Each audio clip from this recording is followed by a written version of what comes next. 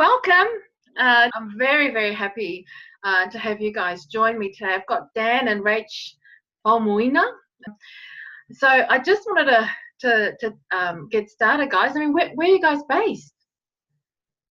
Hey, so yeah, we're based down here in Sydney, right next to the airport pretty much. But yeah, we've been down here for the last almost a year to the day.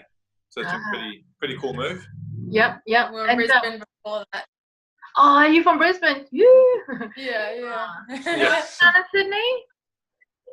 Yeah, it's cool. There's always stuff to do. Beach is close. It's nice. Yeah. And so I mean, like, we'll start with you, Dan. What's your background, professional background? Are you a trainer? Have you always been into training or PT? Yeah, so my background before PT, I was always in elite sport. So I grew up playing pretty much everything. I was never really good at one thing. I always just enjoyed playing everything. So I pretty much played every single sport under the sun.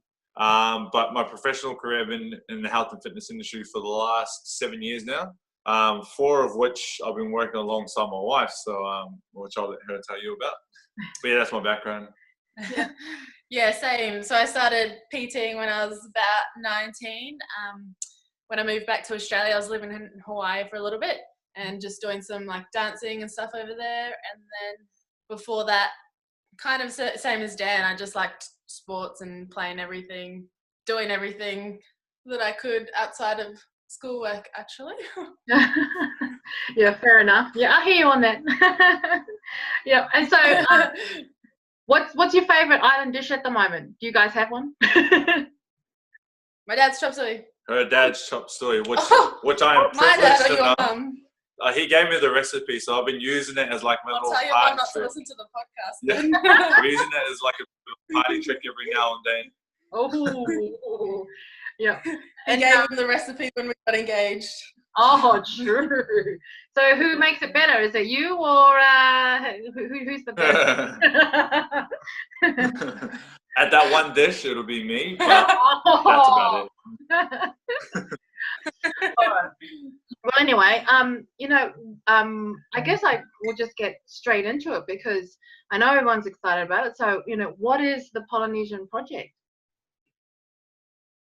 Yeah, cool. So the Polynesian Project is an online health coaching business tailored specifically for Polynesian people to help them to transform their mindset and also give them the education that they need to keep the weight off as well long term. We specialize in fat loss, but also the mindset component, which helps them to not only get results but keep their results, which is what we found that our people really struggle with when it comes to trying to create a healthier change. So we're completely based online. We don't have anything offline at the moment, but yeah, that's pretty much what we do. What inspired you guys to create this program? I think it comes down to basically family and friends. Like mainly the main issue obviously is health, and just hearing about so many health issues in our community, like diabetes, heart attacks, everything really, and it all comes down to, or it can all be reduced by lowering people's body weight, I guess. So that is something that we thought we could at least have a tiny bit of impact by teaching our people how to eat a bit better, be a bit more active, and not have to like have uncles and aunties dying earlier than they should have, or not have our cousins have diabetes and not being able to do everything they want in life. So I think that was the main reason that got us going. And then I'd also say just wanting to see our people live out their full potential is another thing that we're both really passionate about. And I think that goes hand in hand with just them feeling confident about themselves and kind of trying to break through certain barriers. And that's all stuff you learn when you're trying to lose weight and change your health. So that's those are both of the main reasons we started the Polynesian Project. Yeah, and that's really inspiring because even for myself, I actually I think about this time last year, or June of last year, I was on the brink of being, having type 2 diabetes. I mean, I was like 1+ kilos, heavy smoker, heavy drinker, heavy, 3 boxes of KFC, all that stuff. Yeah. That was me, 12 months ago. Yeah. So on this journey and where I am now, I'm so thankful for programs like yours because You know, when I first started, I was like, man, this is it, because mindset is the whole, you know, I think it's it's everything in this journey, It's like far out. Yeah. It's like a light switches on and you're like, oh, I don't have to eat the whole bucket of chicken, you know? It's funny how obvious it seems to you now, but hey, literally in the moment, you just don't even think of that.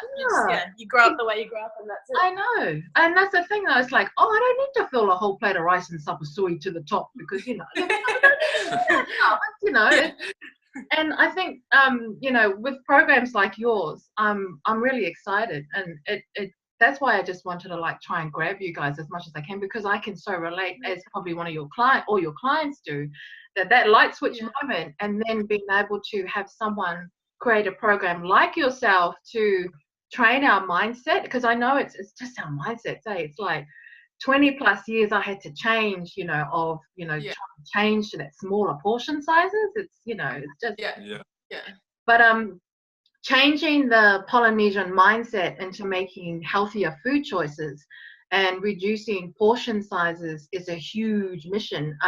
What was the process behind creating your program? I mean, did you have any barriers at all, or did you find that you had to like work over it during, you know, over time to see what does work and what doesn't work? Yeah, good question. One of the main barriers that we noticed early on within our program was when people came to us wanting to, you know, hit all these big audacious goals. Like, you know, for example, trying to lose 20 kilos in 6 weeks, so something massive.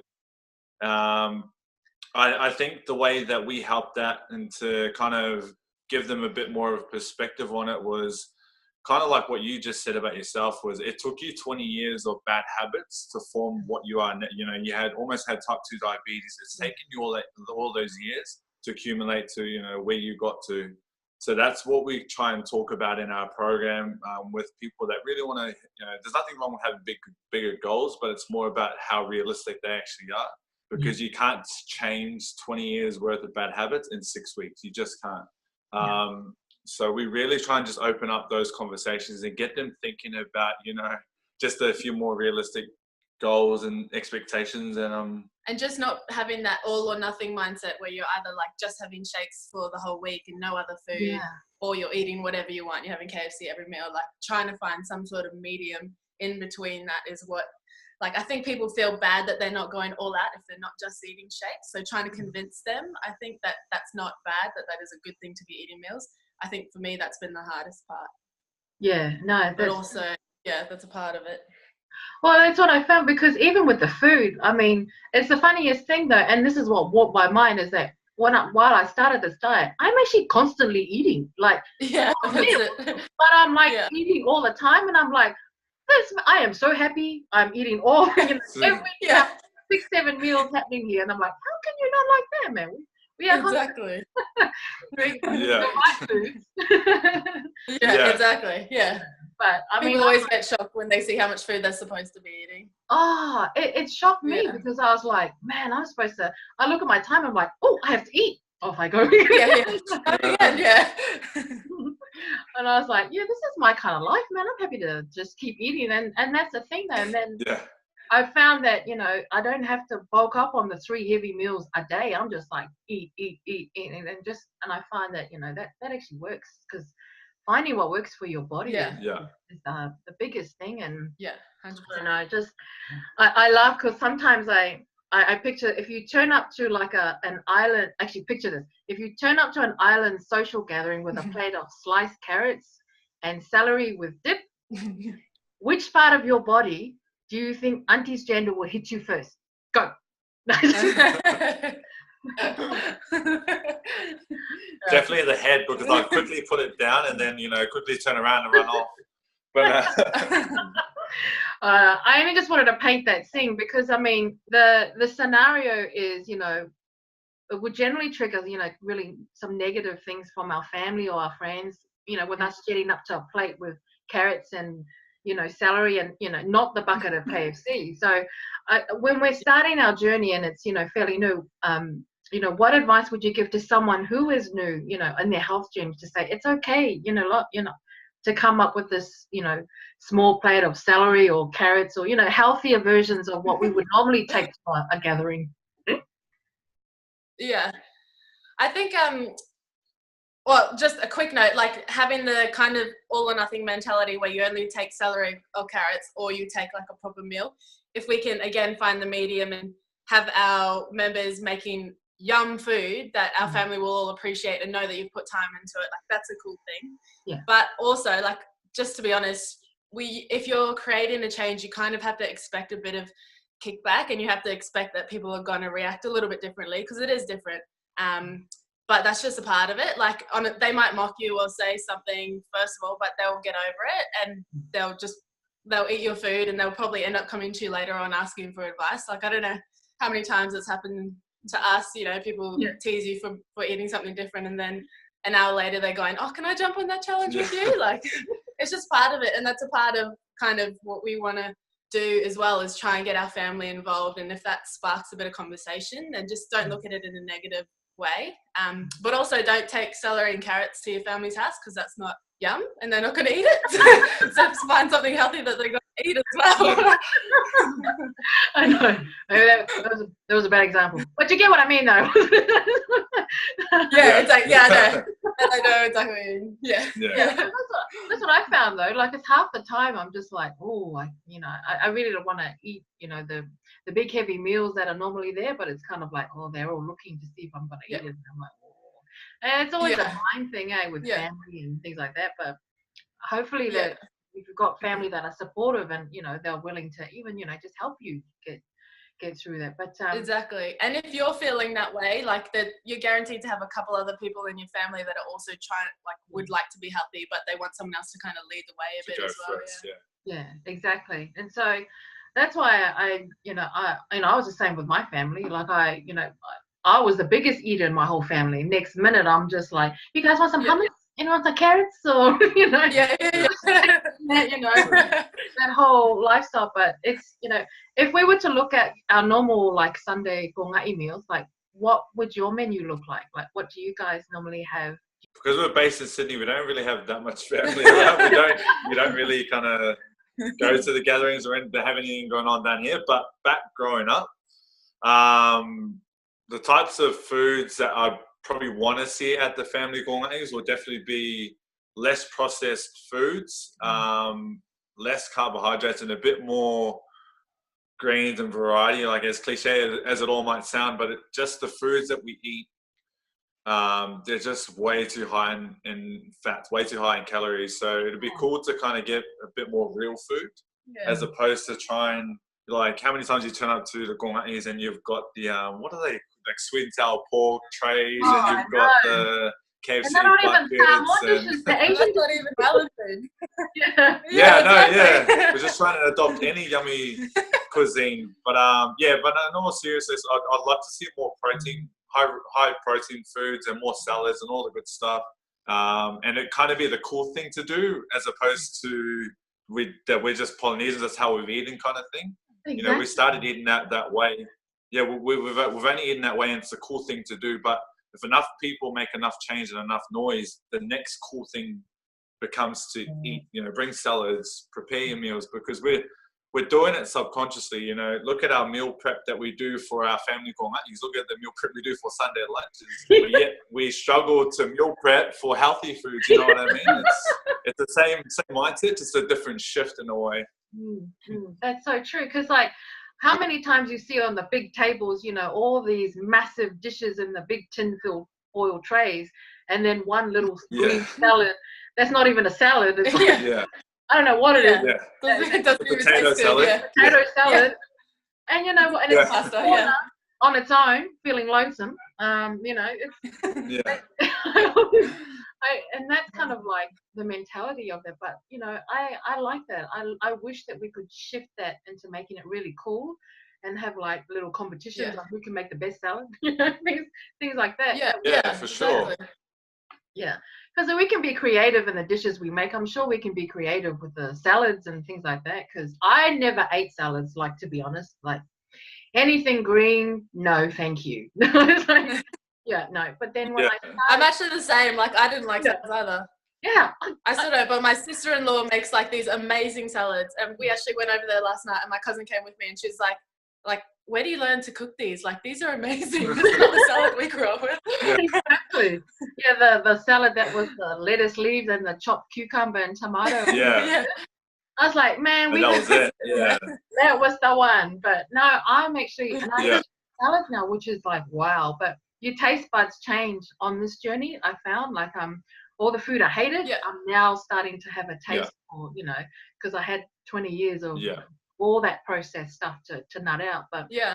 it's doable, man. That's why, you know, I love what, you know, the journey that I'm on, because I'm learning so much Yeah. Yeah, change. nice. You know, I'm loving the change Yeah. and being able to run through it. So, I mean, is there like a common theme to the reasons as to why some of your clients want to change? I mean, do they have? Is there a common? Were there any triggers in them that were like, you know, Dan and Rach, I need to do your program. You know, I really need to start now because. Is there any common themes that you hear? Yeah, triggers not specifically, but definitely themes. I think the main theme, and I'm not surprised by it either, is family. And with parents, we have a lot of parents, and it's just basically that they don't have the energy to play with their kids, and that they can also see that their bad habits are manifesting in their kids' lives as well, and they want to stop that. So I think it's really cool and powerful that they are brave enough to come and make changes in their own life just for their kids as well.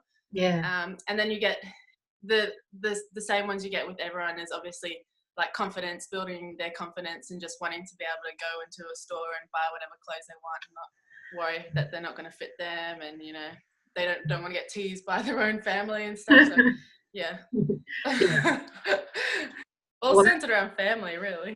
Yeah, no, well, that was mine. I mean, geez, I dropped like 2 dress sizes so I can now shop in the mall instead of, you know, because I couldn't fit in. You know what I mean? Yeah. That's the, you know, those are the things I look forward to. Like, I'm really excited now that I can go into a shop and see that I might actually be able to fit something, because it's growing up. I've been big once in my life, so I've never really been able to shop normally. So now it's, you know, I really look forward to going into the mall now. You know, it's like, oh, I don't have to bypass this now. There's something on a rack that I might. Yeah. But one thing we noticed too was would always still go for the bigger sizes. They were like too scared to even go for the right size that fit them. They would always just grab a big one. Yeah. That's exactly what happened. Like last time I still got my, you know, my fatter mentality. So I went to the rack and I'm like, nah, actually, I don't need that. I'm not, you know, I can fit this one. It's been training my brain to have a little celebration. Like, you know, it's okay, Vina, you actually do fit this. So, and I've jumped on your fellas Facebook page and seen all the transformations of all your clients, and I'm just like, wow, that's just, it's so, how does that make you guys feel? I guess you probably love it, you know, your programs, you know, just coming together and it's so successful. Yeah, it's so exciting. Like we've been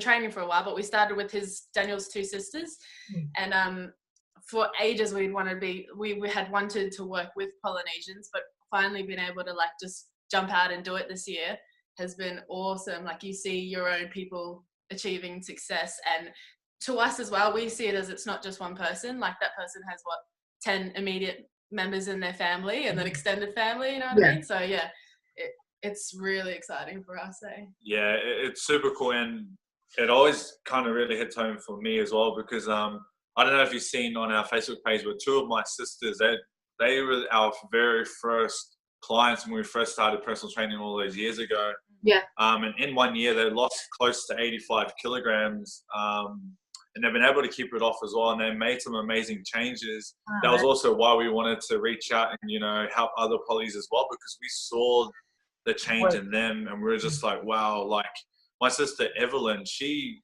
had type 2 diabetes, and when hearing your story, like you not going towards that route, like that's just awesome. And then to hear all the clients, you know, thanking us and saying, you know, you've changed my life. The amount of times we've heard that, it's very humbling, but at the same time, you're like, man, this is why we wanted to do this. Like, we wanted you to have the same results as our sisters and not be held back anymore. And it's like, yeah, it's awesome to hear it every single time. Yeah, yeah, it is. I read that and I saw the videos and the transformation of your sisters, and I was like, far out. That's just from starting off with Really your cool. sisters and then, you know, branching out from there. I mean, did you have any fear at all that it may not translate to, you know, everyone else? Or because I know fear is a massive thing when it comes to making those big changes.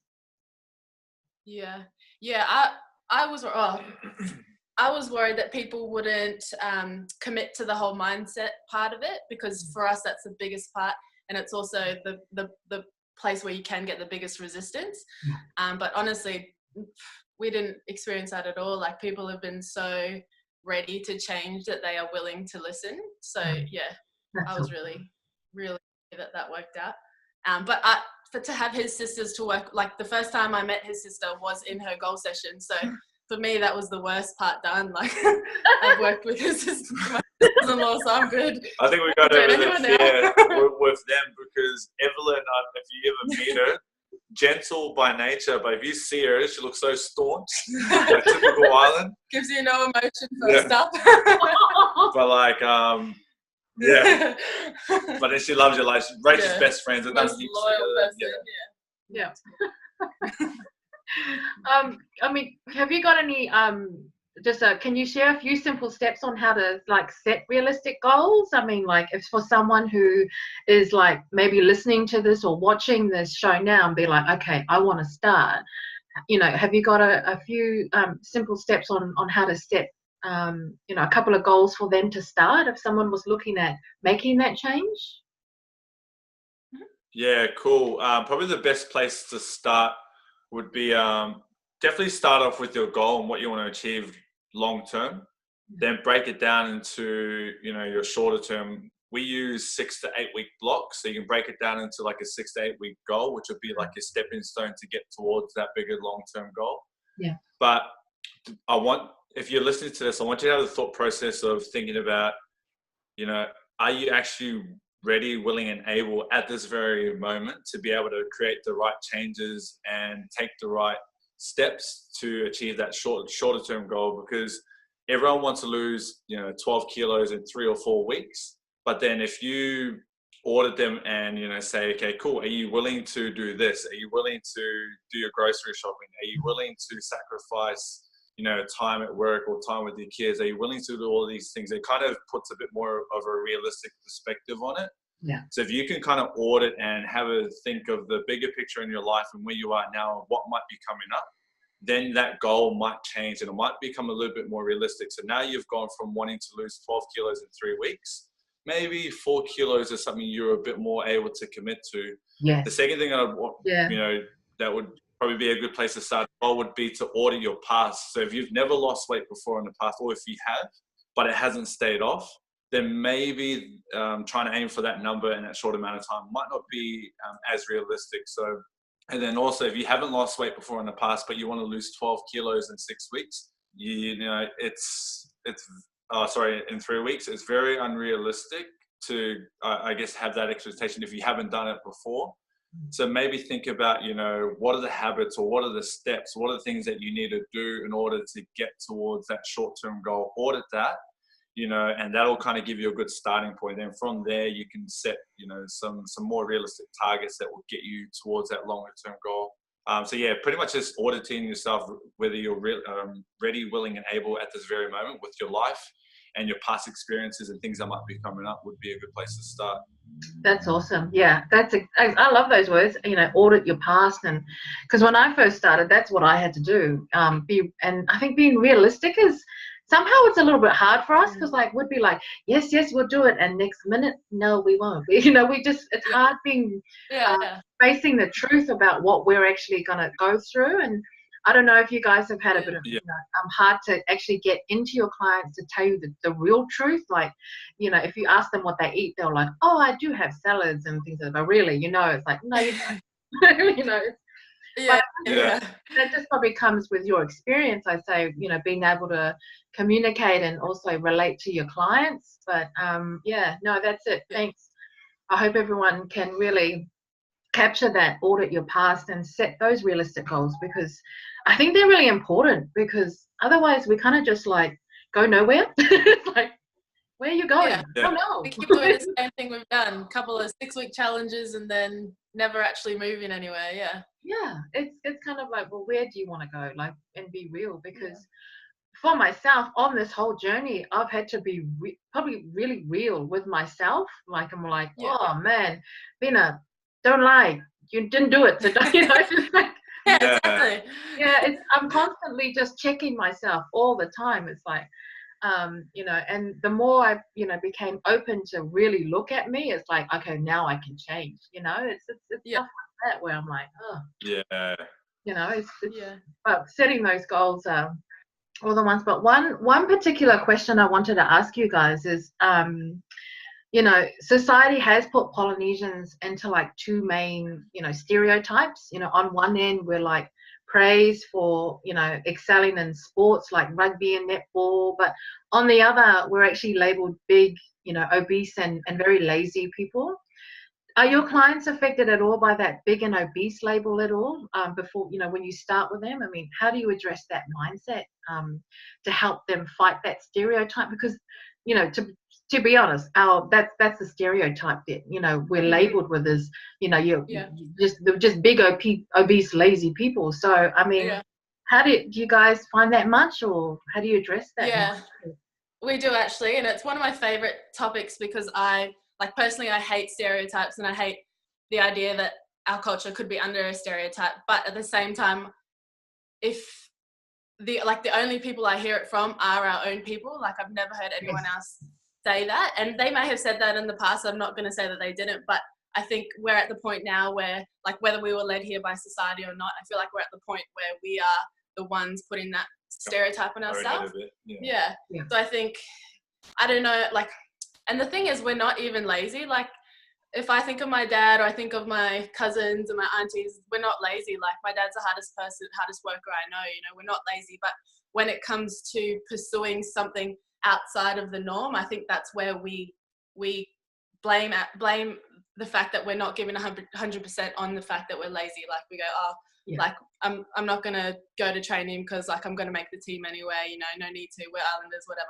Like, and we laugh about it and it's like jokes and stuff, but I think it just becomes a safety net just to call ourselves lazy and say, like, we don't want to put ourselves out there to be mocked because it's not what we do, you know. And I think that's sad but also powerful at the same time, because it means that the ball's in our court and we have the power to change it. Like, it's not on society, it's not on other people to change their perception of us. It's literally up to us to go out and just put ourselves out there, try a bit harder, be a bit more disciplined in the areas that we're uncomfortable with, you know. Like, I just don't see us as lazy people. Like, I see us as such a joyful, energetic group of people who just happen to have believed other people saying that we're lazy. So I think, if we can try and break that mindset a little bit, and that's something I try really hard to do with like my own personal fitness as well, is just not letting people tell me that I can't be a certain way because I'm an Islander, or, you know.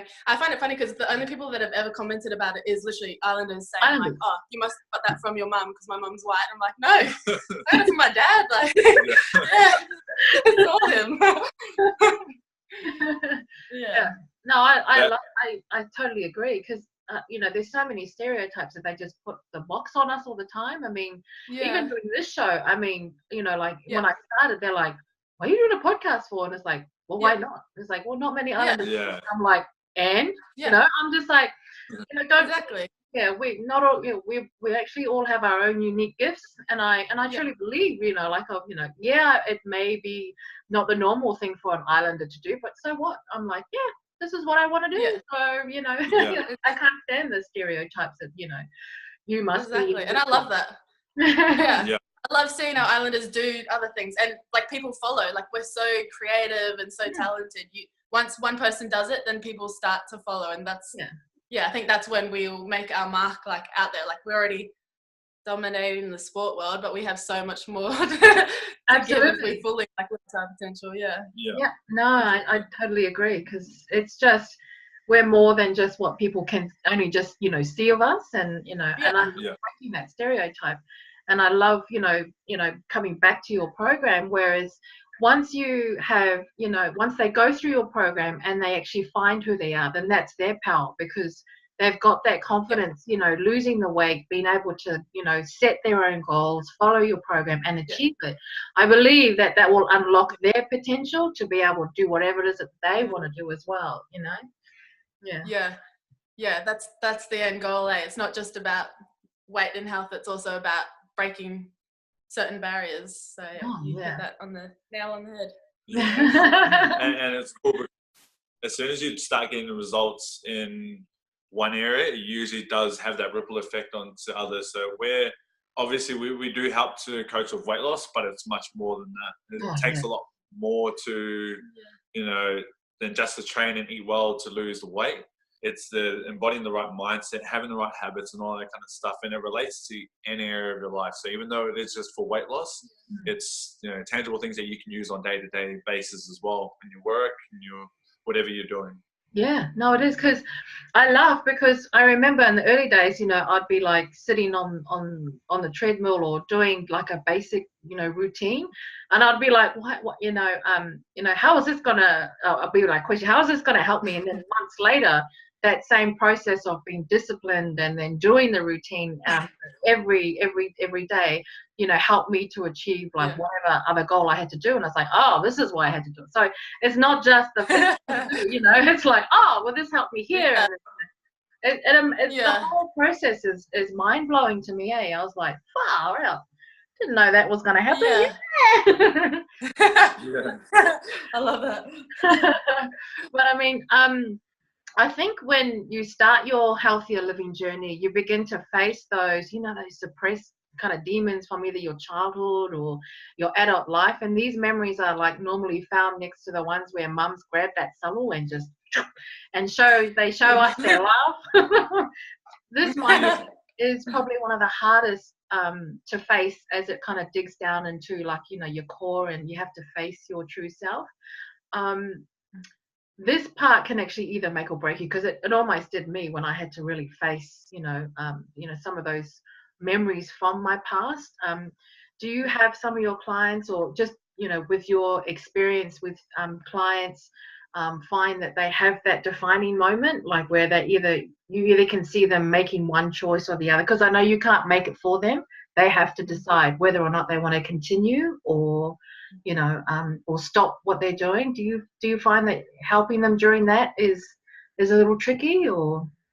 Yeah, the trickiest part is probably getting to that core reason. Yeah. Once we get that, you can amplify it. But just touching back to what I just said about getting to that core reason. So when we talk to people about their goals, the second follow-up question is always why. Why do you want to achieve this goal? And everyone will always answer with some superficial reason, like, oh, I just want to feel fit, feel healthy. Yeah. Okay, cool. So then why? Yeah. So then the goal for us as coaches is to dig deeper to find out why. So then the follow-up question to that would be, okay, cool. Why do you want to feel fit and healthier? Cool. And then they'll give us another generic answer. And you're just trying to peel back those layers of that onion until you get to that core reason where you find out that, oh, wow, it's something that's almost going to make them cry. It's something that makes them very vulnerable. And as coaches, we've been doing this for years. So for us, we know that once we get to that why, once we get to the right reason, they've bought in. Once you create that emotional connection to why you want to do it and achieve it, it's they're committed, which is awesome. And us asking the readiness to change questions that Daniel was talking about before, that's something we do right from the get-go, just to see like if they are committed to change. And obviously anyone who is committed, we go through the goal session questions with.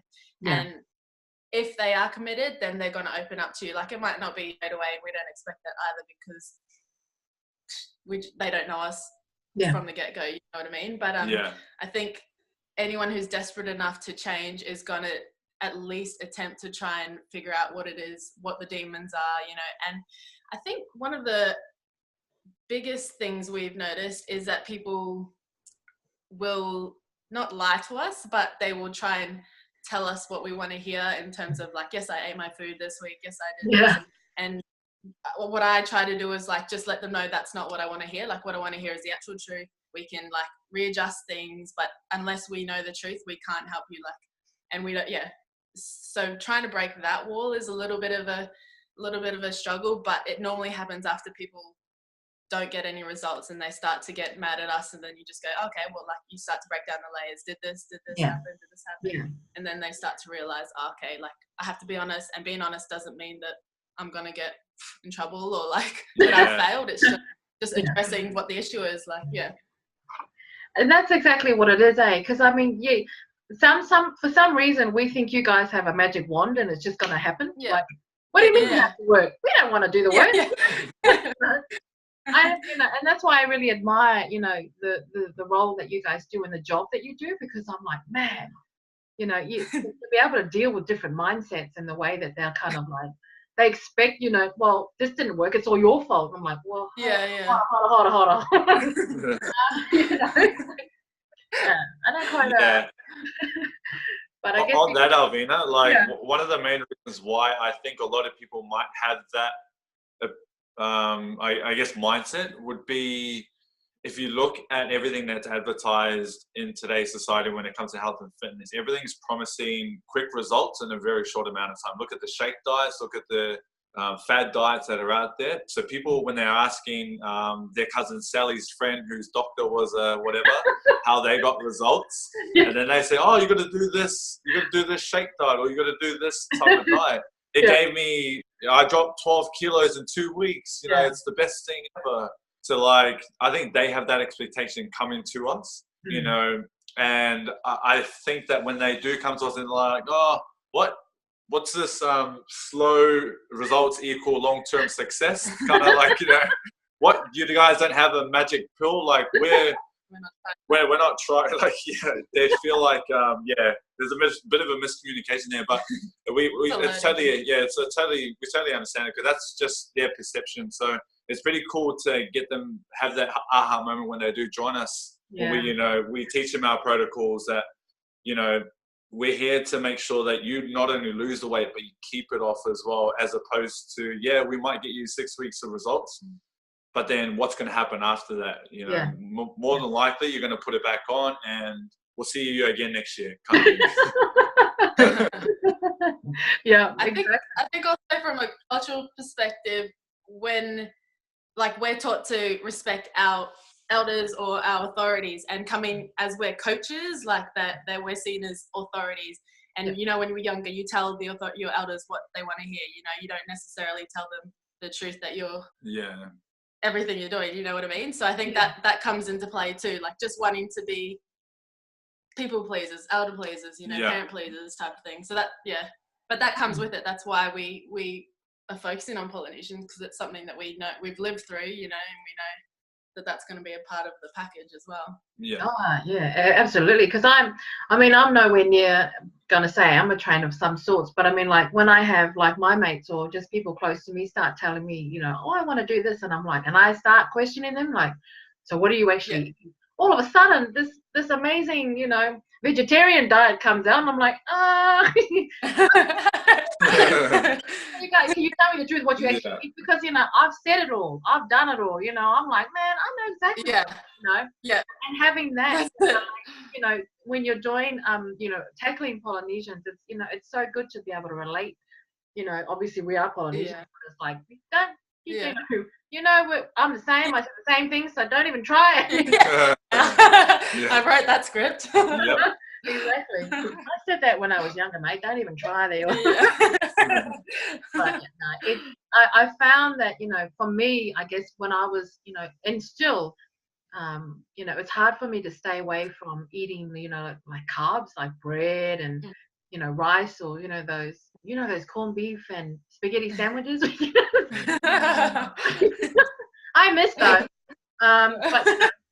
But I guess in order for me to change, I had to I actually had to cut all that stuff out, because that was the only way to reset everything. And I'm slowly incorporating it back in, but 99.9% of our people have got in the kapokis just a lot of bread, carbs, and everything. So how do you do you help them in terms of food and what they should try and start with? I mean, especially carbs and stuff. Do you give them like meal plans and things like that, or shopping lists, or how do you normally so we start by showing them what is carb, what is protein, what is fat, because sometimes people just don't know. And then we want a good combination of all of them. So we'll never, ever tell anyone not to have a certain food in their thing. But it's more about trying to figure out how we can like still incorporate the foods that we like and that we love and that we've grown up on, but make it a healthier option. Yeah. And sometimes that involves just adding another type of food to that meal. So instead of having your whole plate full of rice, you have half a plate full of rice and vegetables and meat. Like, and no one's going to say no to a bit more meat, you know what I mean? Like we try not, like, there's definitely going to be things that you shouldn't have because it's not good for you, but on the whole, we try and stay away from the kind of you take one whole thing out of it approach, as opposed to the way we like to look at it is there's no food that's off limits unless that food is something that you cannot control yourself over. So there's no point in me saying, oh, you can only have 2 slices of bread. If you absolutely love bread and 2 slices, will lead to the whole thing, a whole loaf gone. Yeah. So that's the only reason we'd probably take a certain food group out. Other than that, there's nothing that's really off limits. You know, even myself and Rach, if we're totally honest, we still enjoy our foods as well. Just like everyone, we enjoy a good Tim Tam, or we enjoy a good burger every now and then. But it's how can you create healthier habits to make sure that one doesn't turn into 4, then the whole week's gone and, I'll start again on Monday-itis kind of thing mentality to it. Yeah. It's, how can you incorporate it, things before and after? What are some simple strategies to use to make sure that you're hitting your goals while still living, At the end of the day, you don't want to take away ice cream for the rest of your life, do you really? Yeah. So it's trying to just make sure that they're manageable changes as opposed to, short-term changes that won't lead to those last-term results. Yeah, which all comes down to just education. Some people don't know what portion sizes are correct, so that's the basics, the foundations that we try and teach. I remember my cousin made an omelette one time and she used the whole carton just for her one omelette, and I'm like, that's not normal, right? She goes, oh, like she was blown away. Yeah. But like instead of having all of that, you just add in some veggies, add in some bacon or something. Do you know what I mean? Like it's so simple.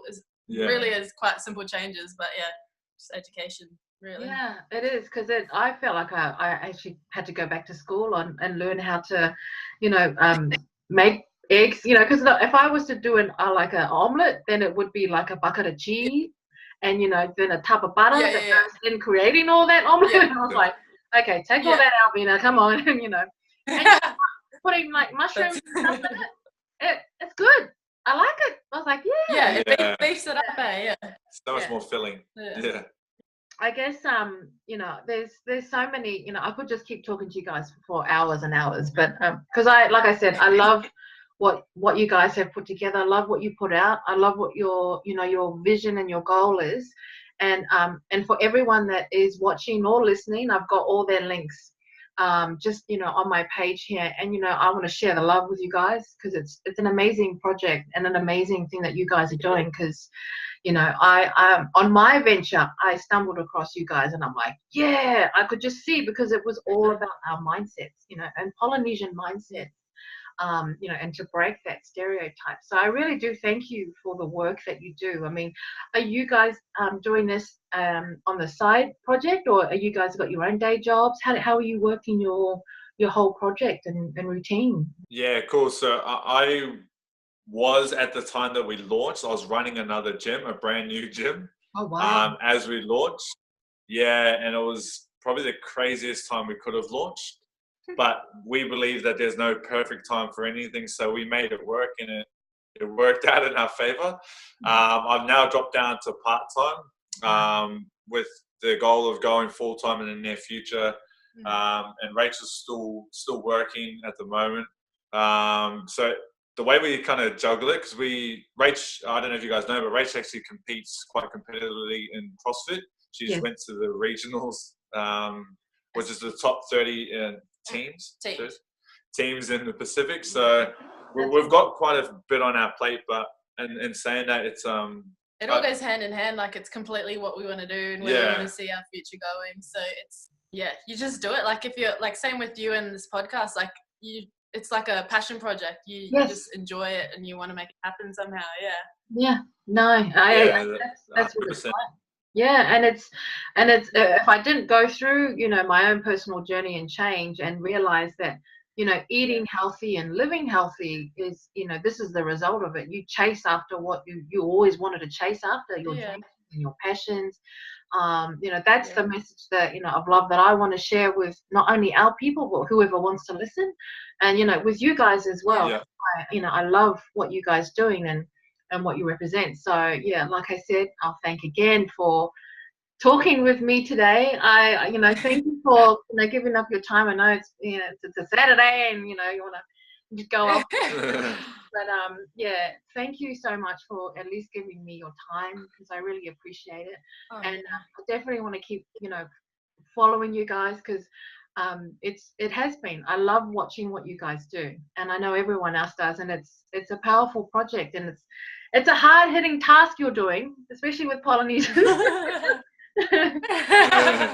Yeah, it's also it is, but it's so, like, so many people want it, and it's so cool to be able to speak to you tonight and hear, like, your testimony is exactly the kind of testimonies we want to see in the world. So hearing your story is really encouraging for us as well, and seeing the podcast, like, that's cool. Like, I love podcasts, and to have a Polynesian, like, whether you speak about Polynesian issues or not, whatever you speak about, it's just cool to hear that perspective. And I think it's important for the world and for us to just share us, like, we're storytellers. A podcast is completely, you know, what we're about. So yeah, I'm excited to. Yeah, we're excited to follow your journey too. Yeah. Thank you. I'm excited to follow my journey too. I don't know what's going on at the moment. I just seem to be like, just go, Vina, just do it, and, you know, and that's it. What I'm doing. Just got to do it. Yeah. But anyway, yeah, that's nice. awesome. 100%. Yeah, that's the way we got to do it. But anyway, thank you very much. You know, like I said, I'm excited to keep following you guys. I'd love to have you guys come back and join me again for another chat. I guess later on, we'll see how everything's going. Yeah, when we're up in Brisbane one time. Yeah. Do you guys have any other last words you want to share, or any other advice? I guess for anybody, or just for anything. Floor's yours. Yeah. Probably just to touch on what you just said. Like, there's no perfect time to start a podcast. There's no perfect time to start an online coaching business.